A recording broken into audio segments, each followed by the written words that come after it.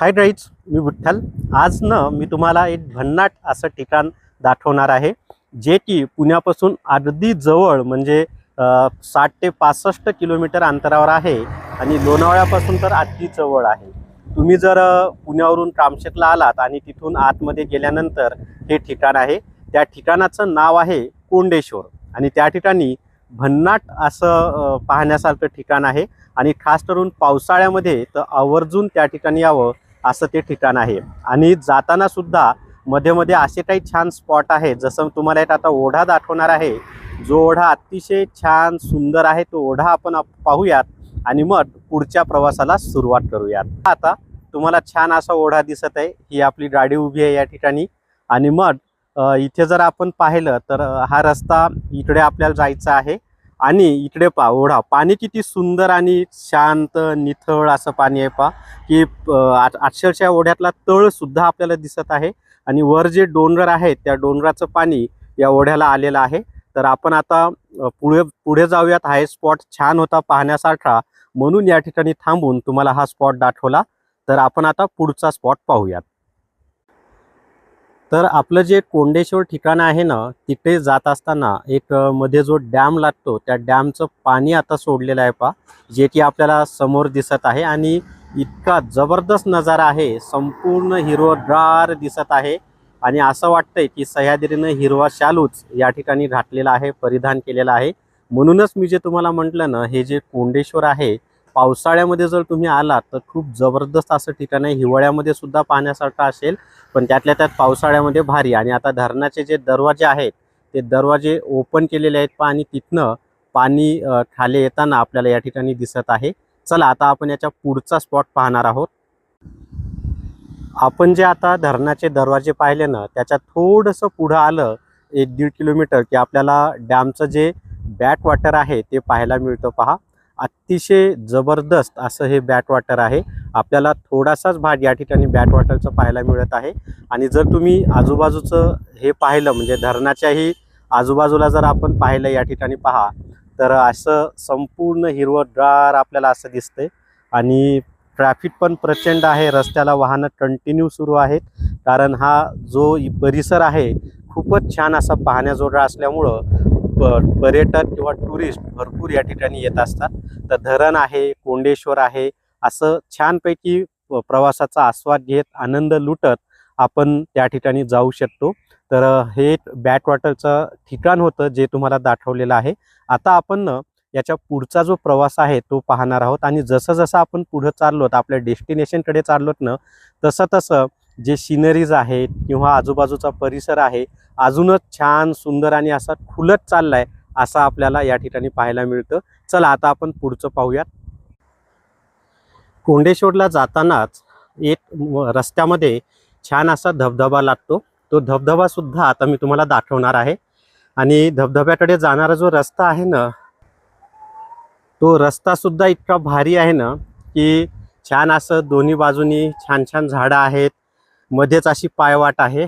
आणि तिथून आपल्याला थोडंसं अगदी 5 मिनिटामध्ये आपण त्या धबधब्याकडे जाऊ शकतो, असा तो धबधबा आहे. तुम्हाला कदाचित थोडासा धबधबा आता दिसत पण असेल पहा, आणि धबधब्याचा आवाज सुद्धा या ठिकाणी ऐकू येत असेल. तर या ठिकाणी पहा, आता धबधबा तुम्हाला दिसत आहे, जबरदस्त असा धबधबा. आणि कदाचित झाडांमुळं तुम्हाला तो कॅमेऱ्यात कमी दिसत असेल. आणि 2 दिवस झालं पाऊसही नाहीये, नाही तर भरपूर पाणी या धबधब्याला असतं पहा. हा धबधबा पहा, एकदम जवळून खूप उंचावरून असा खाली पडतो. आणि जवळून तुम्हाला मी हा व्हिडिओ दाखवत आहे. खूप एन्जॉय करण्यासाठी या ठिकाणी खूप सारे लोक मुंबई, पुणे या ठिकाणाहून आलेले आहेत. हे धबधब्याचं पाणी असं खाली येतं आणि प्रत्येक टप्प्यावर तुम्हाला या ठिकाणी पर्यटक पाहायला मिळतील पहा. आणि मग पुढं धरणाचं जे बॅक वॉटर आहे ते सुद्धा काही प्रमाणात आपल्याला या ठिकाणी पाहायला मिळतं. चला आपण आता याच्या पुढचा स्पॉट पाहूयात. आपण जो आत्ताच धबधबा पाहिला ना जवळून, तोच धबधबा आता मी थोडासा लांबून तुम्हाला दाखवत आहे. आणि तो किती उंचावरून खाली येतो धबधबा याचा अंदाज तुम्हाला आता येईल. आणि धबधब्याला जाण्यासाठी जो रस्ता आहे ना, तिथून मी हा व्हिडिओ शूट करत आहे। या ठिकाणी अशी पार्किंग आहे खाली आणि मग हा जो रस्ता आहे हा रस्ता आपला कोंडेश्वरला जाणारा रस्ता आहे आणि तिथूनच लेफ्टला म्हणजे गाडी लावून आपण धबधब्याकडे या ठिकाणी वर जाऊ शकतो। अतिशय सुंदर असा हा धबधबा आहे। भिजायचा असेल तर तुम्ही छानपैकी भिजू पण शकता। सेफ असा धबधबा आहे। अखेर छान असा प्रवास करत प्रवासाचा आस्वाद घेत आपण कोंडेश्वर या ठिकाणी पोहोचलेलो आहोत। या ठिकाणी ना 4 व्हीलरसाठी 100 रुपये पार्किंग चार्जेस आहेत। या ठिकाणी हे जे आपल्याला दिसत आहे हे ते आहे म्हणजे जिथे एंट्री पॉईंट आहे आणि मग खूपच सुंदर असं या ठिकाणी नजारा आपल्याला पाहायला मिळतो। आणि आता आपण मंदिराचा कळस इथे पाहूयात। मंदिरात पण आपण जाणार आहोत। तिथे शूट करायला परवानगी आहे की नाही ते मला माहिती नाही, पण हे मंदिर आहे कोंडेश्वरचं, जिथे आपण श्रावण महिन्यात आता दर्शन घेण्यासाठी आलेलो आहोत, पाया पडण्यासाठी आलेलो आहोत। आणि आजूबाजूचा परिसर पहा, इतका छान सुंदर असा आहे। हे संपूर्ण पार्किंगचा एरिया आहे आणि या ठिकाणी चहू बाजूनी डोंगरांनी वेढलेलं असं हे ठिकाण आहे। आपली गाडी पण दिसते या ठिकाणी आणि पार्किंग मधूनच हा व्हिडिओ मी शूट करत आहे। आता आपण मंदिराकडे जाऊयात। मंदिराकडे जायचा रस्ता कसा आहे तो सुद्धा आपण आता पाहूयात आणि मग मंदिरात जर शूट करू दिलं तर मंदिराचं आपण शूटिंग करणार आहोत। अतिशय सुंदर असं हे ठिकाण आहे पाहण्यासारखं। मंदिराच्या पाठीमागे सुंदर असा कुंडांमध्ये टप्प्याटप्प्याने पाणी पडतं आणि त्यापासून पुढे धबधबा तयार होतो। तर तो आपण वरून शूट केलेला आहे। मंदिराच्या अगदी पाठीमागे जो भाग आहे तिथे उभं राहून तर सुंदर असा हा धबधबा आहे टप्प्याटप्प्याने तो कुंडांमध्ये पडत जातो आणि पुढे मोठा धबधबा तयार होतो। तिथे सुद्धा आपण जाऊ शकतो आणि हा वरचा भाग धबधब्याचा किंवा मंदिराच्या पाठीमागचा सुंदर असा डोंगर त्या ठिकाणी आपल्याला पाहायला मिळतो आणि खूपच छान असं निसर्ग संपन्न किंवा खूप सुंदर असं निसर्गाने नटलेलं हे ठिकाण आहे। आवश्यक तुम्ही एकदा या ठिकाणाला भेट द्या। भेट देण्यासारखंच असं ठिकाण आहे आणि एक दिवस अख्खा काढून या, म्हणजे येताना पण तुम्हाला छान असे सुंदर ठिकाणं पाहायला मिळतील आणि इथे पण तुम्हाला भरपूर वेळ देता येतो। आणि भिजायचा असेल तर कपडे वगैरे सोबत घेऊन या। भिजण्यासाठी सुद्धा या ठिकाणी छान अशी जागा आहे। हे या ठिकाणी धबधबा आपण जो आधी पाहिला ना वरून पाणी पडत आहे, तर हा तो धबधबा आहे। म्हणजे खाली आपल्याला असं वाटते किती पाणी पडत आहे, परंतु ॲक्च्युली वर पाणी कमीच आहे। तर वरून धबधबा खाली कसा पडतो हे आपल्याला पाहता आलं। जनरली आपण धबधब्याच्या खाली उभं राहून तो धबधबा पाहत असतो। तर असा हा सुंदर मनमोहक असा धबधबा आपण पाहिलेला आहे। पण तिथे ना जायला थोडं रिस्की आहे। जाता येतं मंदिराच्या पाठीमागच्या बाजूनी, परंतु जायला थोडंसं रिस्की आहे आणि रिस्क अजिबात न घेता आपण कुठल्याही ठिकाणी गेल्यानंतर तिथला आनंद घ्यायचा असतो, कोणतीही रिस्क न घेता। मुख्य मंदिराच्या बाजूलाच आपल्याला शंकराची या ठिकाणी खूप सुंदर आणि आकर्षक अशी मूर्ती पाहायला मिळते। खूपच छान अशी मूर्ती आहे। आधुनिक काळामध्ये अगदी अलीकडच्या कालावधीमध्ये ही तयार केलेली मूर्ती आहे आणि खूप सुंदर आणि छान अशी ही मूर्ती आहे आणि मंदिराच्या अगदी बाजूलाच ही मूर्ती आपल्याला या ठिकाणी पाहायला मिळते। आणि याच्या बाजूलाच या ठिकाणी पहा अशा पद्धतीनं मंदिर आहे, मंदिराचा कळस आहे। मंदिर जरी हे पुरातन आणि प्राचीन असं मंदिर आहे, मुख्य मंदिर, आणि त्याच्या आजूबाजूला अलीकडच्या कालावधीमध्ये साधारणपणे 2023-24 मध्ये सुशोभीकरण करण्यात आलेलं आहे।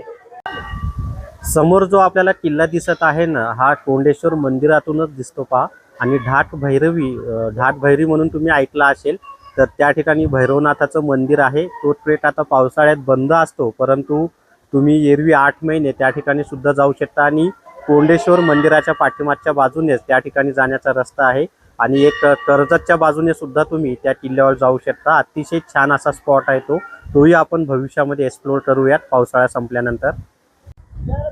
आता आपण मंदिरामध्ये जात आहोत आणि मंदिरामध्ये जाणाऱ्या ह्या पायऱ्या आहेत। त्याच्या आजूबाजूला छान असं छोटे छोटे उपाहारगृह आहेत, नाश्ता वगैरे, कांदा भजी, वडापाव। त्यानंतर मंदिरात जाण्यासाठी जर तुम्हाला फूल, बेलपत्र, नारळ असं काही घ्यायचं असेल तर त्याचे सुद्धा छोटे छोटे स्टॉल या ठिकाणी आपल्याला पाहायला मिळतात। आणि म्हणजे ह्या ज्या पायऱ्या आहेत, या पायऱ्यांनी खाली गेलं की लगेच मंदिर आहे। फार काय अशा पायऱ्या नाही आहेत। तुम्हाला मंदिर आता याच्यामध्ये दिसत पण आहे। खूप छान असा भगवा ध्वज मंदिरावर फडकत आहे। मंदिराचा कलश आपण या ठिकाणी पाहत आहोत। मंदिर छोटं जरी असलं ना तरी इथपर्यंत येण्याचा जो रस्ता आहे तो खूप भन्नाट आहे.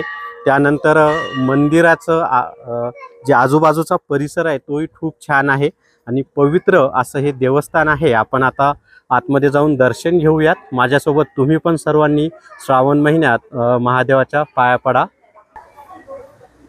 मंदिराच्या मध्ये प्रवेश करताच आपल्याला या ठिकाणी छान असा नंदी आणि तुळशी वृंदावन पाहायला मिळतं. सुंदर असं दगडी कामामधलं हे तुळशी वृंदावन आहे आणि त्याच्याच बाजूला हा नंदी सुद्धा आपल्याला या ठिकाणी पाहायला मिळतो. अतिशय कोरीव काम आणि रेखीव असा हा नंदी आहे. खूप सुंदर बनवलेला नंदी आहे पहा. आता आपण नंदीचं दर्शन घेतल्यानंतर महादेवाच्या मंदिरामध्ये जाऊन महादेवाचं सुद्धा दर्शन घेणार आहोत. तर खूपच सुंदर असा हा नंदी या ठिकाणी आपल्याला पाहायला मिळतो. या ठिकाणी पहा श्री क्षेत्र तोंडेश्वर देवस्थान जांभवली हे संस्थानचं नाव आहे आणि यांचं इंस्टाग्रामचं अकाउंट सुद्धा आहे. तुम्ही श्री क्षेत्र तोंडेश्वर देवस्थान जांभवली असं टाकल्यानंतर इन्स्टाला नवीन नवीन अपडेट किंवा नवीन नवीन व्हिडिओ देवस्थानचे पाहू शकता. देवस्थानचा अधिकृत इन्स्टाला अकाउंट सुद्धा आहे जे की मी तुम्हाला सांगितलेलं आहे. आता खूपच सुंदर असा गाभारा त्यांनी केलेला आहे पहा. या ठिकाणी असे आपल्याला 4 झुंबर वर पाहायला मिळतात आणि आतमध्ये गेल्यानंतर पुढं आतमध्ये गाभाऱ्यात आपण आता जाणार आहोत. हा मंडप आहे बाहेरचा. या ठिकाणी आपल्याला कासव सुद्धा पाहायला मिळतो पहा. प्रत्येक मंदिरात जाताना दिसतो तसाच. आणि कासवाचं दर्शन घेतल्यानंतर आता आपण मुख्य जो गाभारा आहे त्या गाभाऱ्यामध्ये प्रवेश करूयात.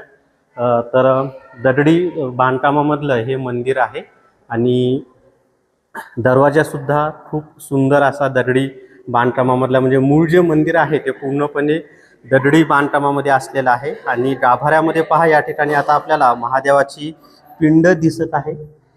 खूप सुंदर प्राचीन पवित्र असं मंदिर आणि ही पिंड खूपच सुंदर पवित्र अशी ही पिंड आहे. आपण या मंदिराची थोडी माहिती इथले जे पुजारी आहेत त्यांच्याकडून घेऊयात. मंदिर आहे स्वयंभू आहे, प्रांची मंदिर आहे. पांडवकाली स्वयंभू मंदिर आहे. पांडवकाली स्वयंभू हे प्रांची मंदिर आहे. जागृत देवस्थान आहे. पंडित शेठ यात्रा कधी असते? महाशिवरात्री सर्व महिना फुल. हा महिना फुल आहे. आता लोकांनी यावा, मस्त स्वच्छता ठेवा, थोडं कचरा काय करू नाही.